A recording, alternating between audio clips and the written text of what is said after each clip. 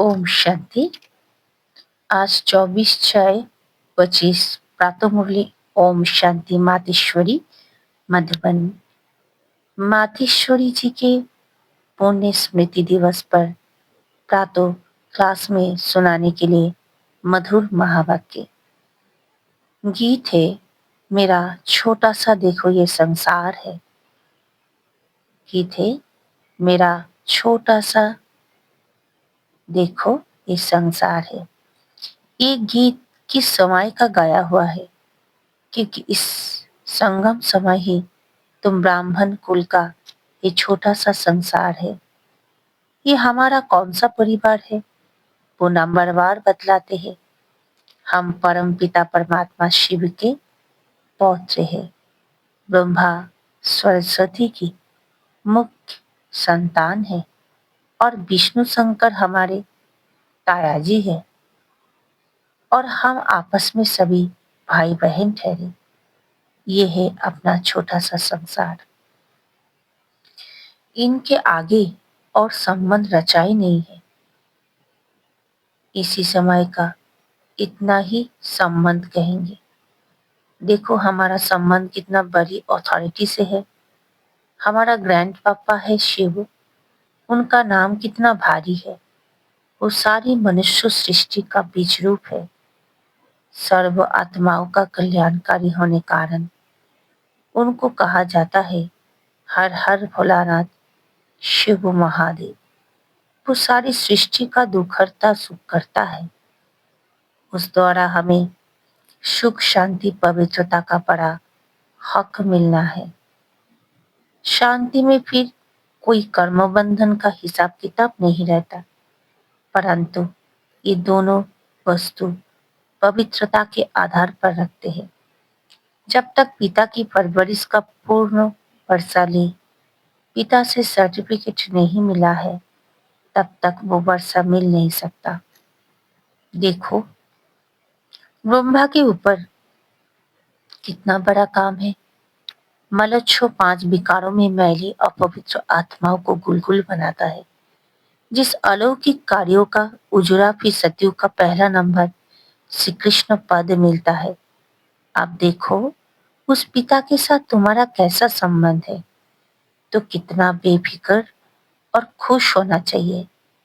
अब हर एक अपने दिल से पूछे, हम उनके पूर्ण रीति हो चुके हैं।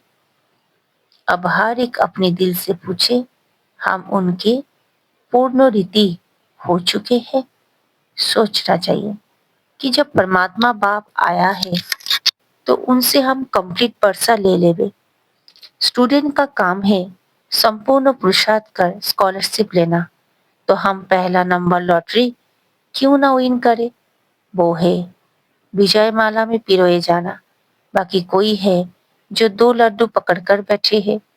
यहाँ का भी हद का सुख लो और वहां भी वैकुंठ में कुछ ना कुछ सुख ले लेंगे। ऐसा विचारवान को मध्यम और कनिष्ठ पुरुषार्थी कहेंगे, न कि सर्वोत्तम पुरुषार्थी। जब बाप देने में आनाकानी नहीं करता तो लेने वाले क्यों करते हैं? तब गुरु नानक ने कहा, परमात्मा तो दाता है, समर्थ है, मगर आत्माओं को लेने की भी ताकत नहीं। कहावत है, देंदा दे लेंदा थक पावे। देने वाला देता है लेकिन लेने वाला थक जाता है। आपके दिल में आता होगा, हम क्यों नहीं चाहेंगे कि हम भी ये पद पाए। परंतु देखो बाबा कितनी मेहनत करता है, फिर भी माया कितना विघ्न डालती है। क्यों? अब माया का राज्य समाप्त होने वाला है। अब माया ने सारा सार निकाल दिया है। तभी परमात्मा आता है। उस पे सब रस समाया हुआ है। उनसे सभी संबंध की रचना मिलती है। तभी तो तमेव माता सुपिता आदि ये महिमा उस परमात्मा की गाई हुई है। तो बलिहारी इस समय की है जो ऐसा संबंध हुआ है, तो परमात्मा के साथ इतना संपूर्ण संबंध जोड़ता है जो 21 जन्म के लिए सुख प्राप्त हो जाए। ये है पुरुषार्थ की सिद्धि। परंतु 21 जन्म का नाम सुन ठंडे मत पड़ जाना। ऐसा नहीं सोचना कि 21 जन्म के लिए इतना इस समय पुरुषार्थ भी करे, फिर भी 21 जन्मों की बात गिरना ही है तो सिद्धि क्यों हुई? परंतु ड्रामा के अंदर आत्माओं की जितनी सर्वोत्तम सिद्धि मुकर्रर है, वो तो मिलेगी ना। बाप आकर के हमें संपूर्ण स्टेज पर पहुंचा देता है, परंतु हम बच्चे बाबा को भूल जाते हैं, तो ज़रूर गिरेंगे। इसमें बाप का कोई दोष नहीं है। अब कमी हुई तो हम बच्चों की सत्युक्तता का सारा सुख इस जन्म के पुरुषार्थ पर आधार रखता है। तो क्यों ना संपूर्ण पुरुषार्थ कर अपना सर्वोत्तम पाठ बजाए, क्यों ना पुरुषार्थ कर वो वर्षा लेवे। पुरुषार्थ मनुष्य सदा सुख के लिए करता है, सुख दुख से न्यारे होने के लिए कोई पुरुषार्थ नहीं करता। वो तो ड्रामा के अंत में परमात्मा आए, सभी आत्माओं को सजा दे, पवित्र बनाए, पाठ से मुक्त करेंगे। ये तो परमात्मा का कार्य है। वो अपने मुकर्रर समय पर आप ही आकर बताता है। अब जब आत्माओं को फिर भी पाठ में आना ही पड़ेगा, तो क्यों न सर्वोत्तम पाठ बजाए। बाबा चाहते हैं सर्वोत्तम पाठ बजाए। मनुष्य सृष्टि को सुखदायी बनाने वाला बाप जानता है कि मनुष्य सृष्टि सुखदायी कैसे बनेगी। जब तक आत्मा स्वच्छ नहीं बनी है, तब तक संसार सुखदायी नहीं हो सकता। इसीलिए वो आकर के पहले पहले आत्मा को ही स्वच्छ बनाता है। अभी आत्मा को इम्प्योरिटी अर्थात अस्वच्छता लगी है, पहले उस इम्प्योरिटी को निकालना है। फिर आत्मा के बल से हर चीज से उनकी तमो प्रधानता बदल करके सत्व प्रधानता होगी, जिसको कहेंगे कि सभी गोल्डन एजेट में आ जाते हैं। तो ये तत्व आदि सब गोल्डन एजेट स्टेज में आ जाते हैं, परंतु पहले आत्मा की स्टेज बदलती तो आत्माओं का बदलाने वाला अर्थात आत्माओं को प्यूरिफाइड बनाने वाला फिर अथॉरिटी वो हो गया। तुम देखते हो ना कि अभी दुनिया बदलती जा रही है। पहले तो अपने को बदलना, जब हम अपने को बदलेंगे तब उसके आधार से दुनिया बदलेगी। अगर अभी तक हमारे में फर्क नहीं आया है, अपने को नहीं बदला है, तो फिर दुनिया कैसे बदलेगी। इसीलिए अपनी जांच रोज करो। मैंने कहा कि अपनी जांच रोज करो। जैसे पोता में रखने वाले रात को अपना खाता देखते हैं ना कि आज क्या क्या जमा हुआ, सब अपना हिसाब रखते हैं।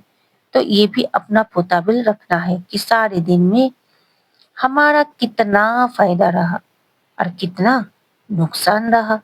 अगर नुकसान में कुछ ज्यादा होगा तो फिर दूसरे दिन के लिए फिर खबरदार रहना है। इसी तरह से अपना अटेंशन रखने से फिर हम फायदे में जाते जाते अपनी जो पोजीशन है उनको पकड़ने चलेंगे। तो ऐसी जांच रखनी, अपने को बदला हुआ महसूस करना चाहिए।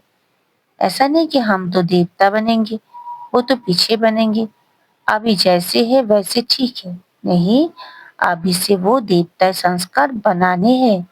अभी तक जो बाज विकारों का बस संस्कार चलते थे, अभी देखना है कि उन विकारों से हम छूटने जा रहे हैं। हमारे जो में जो क्रोध आदि था वो निकलना जा रहा है, निकालते जा रहा है। लोभ या मोह आदि जो था वो सब विकारी संस्कार बदलता जा रहा है।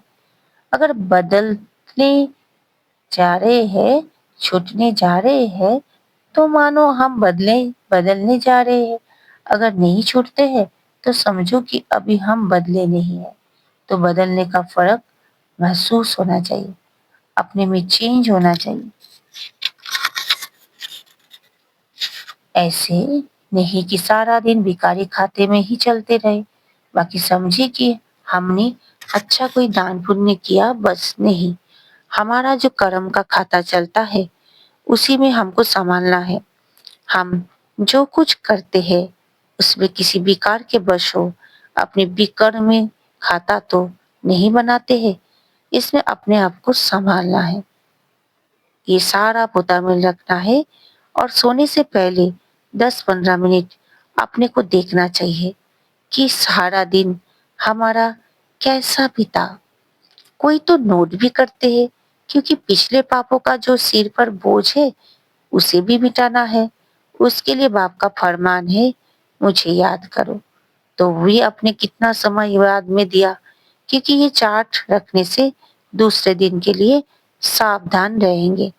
ऐसा सावधान रहते रहते फिर सावधान हो जाएंगे, फिर हमारा कर्म अच्छे चलते चलेंगे, अच्छे रहते चलेंगे, और फिर ऐसा कोई पाप नहीं होगा। तो पापों से ही तो बचना है ना। अच्छा, मीठी माँ का मीठे मीठे बच्चों प्रति याद प्यार और गुड मॉर्निंग। मम्मा को भी याद प्यार, गुड मॉर्निंग।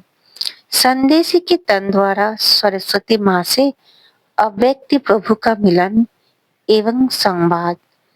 बेटी, श्री राधे देखो, तेरे पास कौन आई पधारा है। कितनी बड़ी ताकत तुमसे बातचीत कर रही है।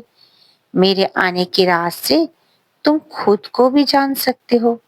आने वाले की पोजीशन के साथ खुद की पोजीशन अथवा पौध को भी जान सकते हो। हे राधे बेटी, तुम मेरा जलवा देखना चाहते हो। मैं चाहूं तो 1 सेकंड में विनाश करा सकता हूँ, परंतु करता नहीं हूँ, क्योंकि विराट फिल्म अनुसार जो जो कर्तव्य जिस जिस द्वारा जैसे प्ले होते हैं वो अवश्य प्ले होंगे। अव्यक्त प्रभु अनादि कायदे कानून को जानने वाला ही अनादि कायदों को पहचान आकार देता है। ये सारी सृष्टि का अनादि खेल स्टेज पर प्ले होता है, तो प्रैक्टिकल प्ले होने में समय लेना है। अगर इतने बरस का खेल 1 सेकंड में पूरा कर दूं, तो बाकी खेल क्या चले। तो जो जो तकलीफ जैसे जैसे देखनी अथवा सहन करनी है, वो वैसे उसी अटपटे रात से रिपीट होती है। ये अटपटी रिपीटेशन है, जिसको है प्यारी मम राधे, तुम और मैं देख कितना हर्षित होता हूँ। इस विराट ड्रामा के सभी पार्ट टेस्ट लेने वाले बने हुए हैं। इस खेल को चलाने वाला अगर चाहे तो 1 सेकंड में इस ड्रामा को ड्रॉप कर फिर नए सिर से शुरू कर देवे, परंतु करता नहीं है, क्योंकि ईश्वर को भी साधारण रीति से कर्तव्य चलाना पड़ता है। स्वयं सर्वशक्तिवान निराकार ईश्वर साकार में है, परंतु साधारण वेश में। यही तो भूल भुलैया का खेल है। जिसको जो जाने वो वो तो जाने, जाना नहार। बेटी श्री राधे, प्रिय व्रतों को ये सहन करने का मार्ग भी अवश्य तय करना है। यद्यपि मैं चाहूं तो अपने वत्सों प्रति इसे सहज मार्ग भी बना सकता हूँ, क्योंकि साक्षात्कार कराने की चाबी मेरे हाथ में है। अगर किसी भी धनवान भक्त को किसी देवता का साक्षात्कार करा दूं, तो वो अपना सारा धन ले यज्ञ में आए स्वाहा कर देवे, क्योंकि ईश्वर तो सभी धनवानों का धनवान है। लेकिन तेरा पिता चाहता है कि मैं अपने बेगर्स प्रिय बच्चों को प्रिंस एंड प्रिंसेस बनाऊं, इसीलिए तुम ये सब सहन करने के बाद ही प्रिंस और प्रिंसेस चाय बनेंगे। पिता जानता है कि बच्चों को ये सहन करने का मार्ग अवश्य तय करना है, क्योंकि सहन करना ये ईश्वरीय और देवी गुण है, जिसमें ही खुशी समाई हुई है। तो समय सहन करने में खुशी समाई हुई है। इस गुण से ईश्वरीय सुख महसूस होता है। सहन करते भी तुम कितनी मौज मनाते हो, यही गोपनीय ज्ञान है। ऐसा अनासक्त योगी ही स्थायी सुख को प्राप्त करता है। अभी तो परीक्षाओं का समय नजदीक आ पहुंचा है। हर एक वर्ष आने वाली परीक्षाओं को इन एडवांस सामने रख उस अभ्यास में चलता चले। भले कोई भी वर्ष को खान पान इत्यादि ना मिले, परंतु खुद बेपरवाह बादशाह हो उपस्थित हो, ऐसे अपनी सुंदर अवस्था बहुत समय से लेकर धारण करनी है। अगर कोई समझता है कि उस समय आप ही चल जाऊँगा, ये समझ बैठना अपने को धोखा देना है। इसीलिए पहले से ही सावधान हो रहता है। मेरे अति प्रिय वत्स, याद में तो बैठते हैं, परंतु अभी तक उस लाइट का तेज मेरे वतन तक पहुँचता नहीं है। हर एक जब लाइट स्वरूप हो उपस्थित होंगे, तो उनकी योग का तेज मेरे वतन में आएगा। तभी उन हर एक की संपूर्ण लाइट उन्हों में प्रवेश होगी। उस समय ही फिर शक्तियों की महिमा निकलेगी। तो हर एक को अपने निश्चय में स्थैर्य रहना है, जो मैं भी अगर उतारू तो भी उतार ना सके। हे शिरोमणि भक्ति राधे, शक्तियों को ज्ञान निष्ठा बल में और मुख से ज्ञान मुरली बजाने में तैयार रहना चाहिए।